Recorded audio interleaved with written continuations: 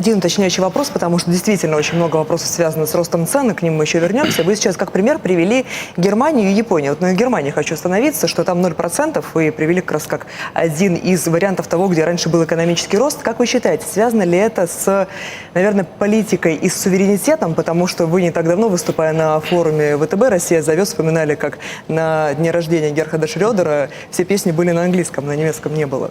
Были. Значит, вот любопытный такой эпизод. Это было уже давно. У Герхарда был день рождения, он пригласил, я приехал.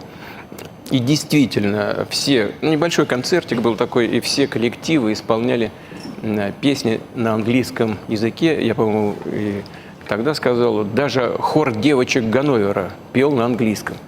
Но был один коллектив, который пел на немецком. Это кубанский казачий хор, который я привез с собой. Более того, потом для меня была полная неожиданность, я у них спросил, откуда вы это знаете? Они мне сказали, из уважения к немцам, из уважения к нашим хозяевам, к принимающей стороне, мы выучили по дороге. И пели на на немецком языке, в том числе и песни вот этого региона, где мы находились.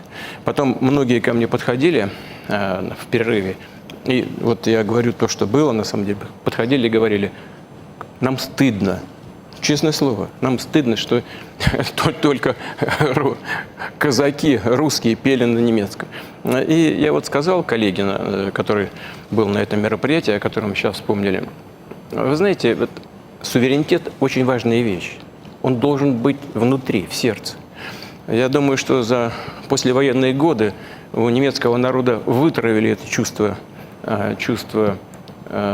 такой своей родины и суверенитета. Ведь кто такие европейцы?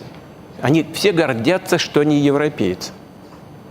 Но они, прежде всего, французы, немцы, итальянцы, испанцы, а потом уже европейцы.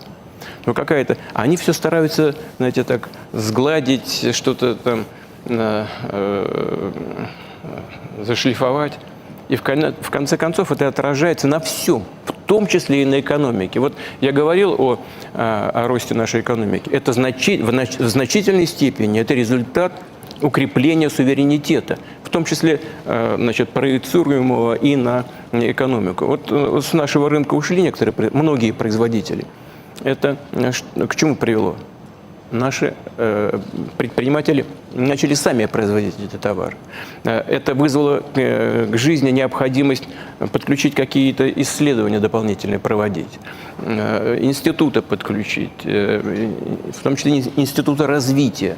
И вот все это, и мы об этом говорим, это все укрепление технологического суверенитета. Суверенитет, он разный. И оборонный, и технологический, и научный, образовательный, культурный. Вот это очень важно. Для нашей страны это важно особенно, потому что при утрате суверенитета мы теряем государственность. В этом самое главное дело. И вот укрепление суверенитета – это тоже результат роста экономики.